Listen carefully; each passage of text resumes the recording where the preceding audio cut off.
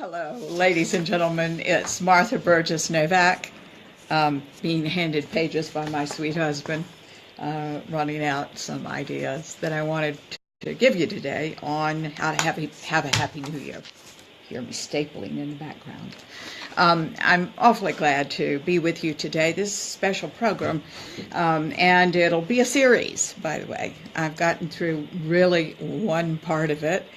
You might want to have a pencil and paper, pen and paper with you today. If you are a serious studier of all this, it is New Year's Eve today. I don't know when you'll be watching the show, but it's New Year's Eve today. And while we're doing the show, and we want to have a show on how to have a happy new year, all the points, the pillars of success, things like that. So we're going to be doing that in just a minute. I'm going to start by doing a prayer to get us all on the same page, okay? All right. Dear God, who is all there is, you who are all we are and all everything is in this world, we are so grateful as we start this show.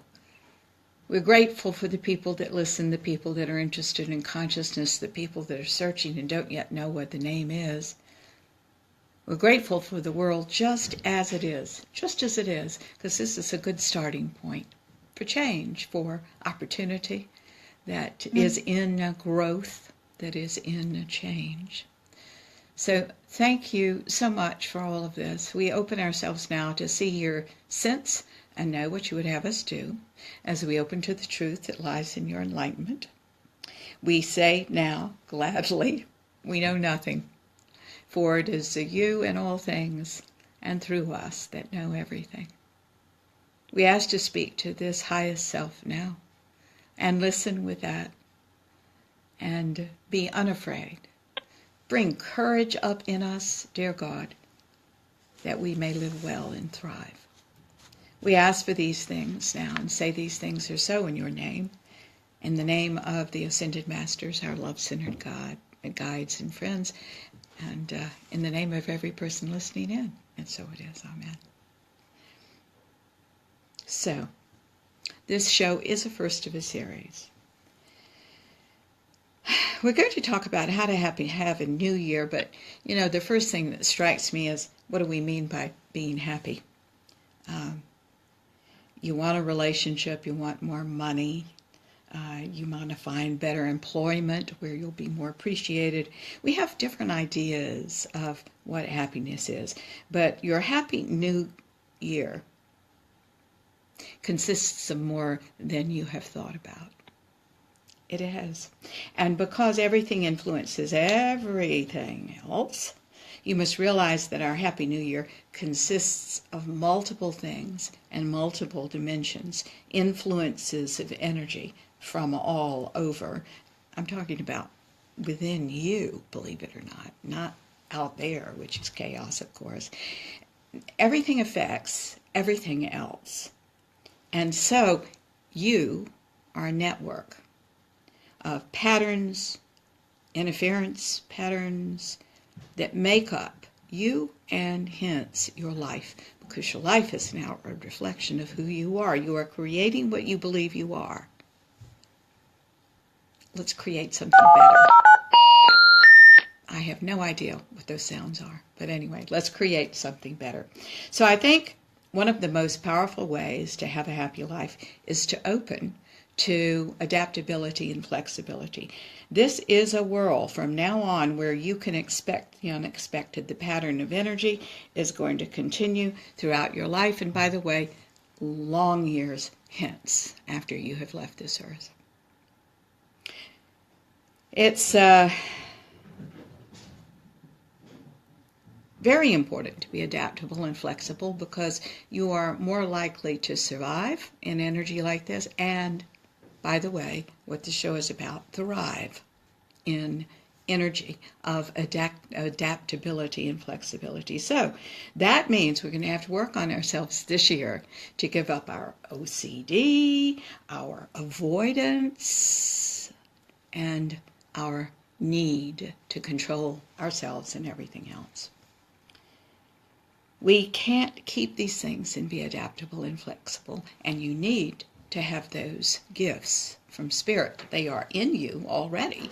You're just not using them to the extent you should, because we learn in our childhood that we've got to be safe, and we start putting up walls and safety devices of control, OCD, avoidance, and other things. They are marvelous for us when we're young. Hello, darlings. Hello, Cheryl. Hello, Lisa. They're marvelous for us, OCD, control, and avoidance when we're young. Hey, yeah. But when we get to be our age and we have survived and we don't need the same things anymore, they are so in our way. And we've got to be adaptable and flexible to accept what is, and then that's the first step to change. Change is the first step to growth. Growth is the first step to opportunity. You see how it works? So we just can't hold on to those things and have what we want. Now, we're also going to have to get very real. And by that, I mean very honest with ourselves. We're going to have to surrender our fantasies of the way we want it to be and accept the way things are, because this is the only place that change can start in reality, the way things are. You see, you started with fantasy. You have a penchant for fantasy. All human beings do, because what do you think we do when life is very hard for us as kids and we don't have the adult mind to know how to deal with it? We develop an alternate reality, whether we're aware of it or not. You see? So we start being fanciful. We can really have it very obvious, or we can keep it within and not let anybody know we have it. But fantasy is its own reward, so nobody ever does anything with fantasy. So that's a thing that one must confront this year and get rid of. We can't fantasize our life away. Many people do, but you're not listening to the show to do that. Fantasy makes you a non-participant, and you can't get what you want in life, and you certainly can't get it this year if you fantasize. You're not a kid anymore. You don't need to do that. You've got something much more. If you're listening to this show, we tell you all the time how you can create the life you want. You've got free shows on Blog Talk Radio. Oh, this is interesting. Michael, it says, we are not connected. Are you there, darling? I don't know what that's about. I hope you all are hearing me on Blog Talk Radio, because it said we were not connected. So I don't know what that's about. But anyway, we're trying to have all our technology work. All right. So we can't romanticize any part of our life. We can't idealize it, because all of these things separate us from reality. We are in fantasy when we're doing these things, and we can't hold on to our lives. Our broadcast. There we are. I'm getting signals, Facebook Live, that we are losing connection from time to time.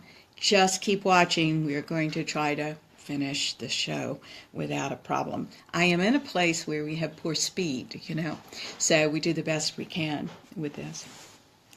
So everything is about right now. What I mean to say is what you do right now is critical for your year, and by the way, for the rest of your life, because what energy does is with your thoughts, it's rearranging your whole life, whatever you're thinking right this moment.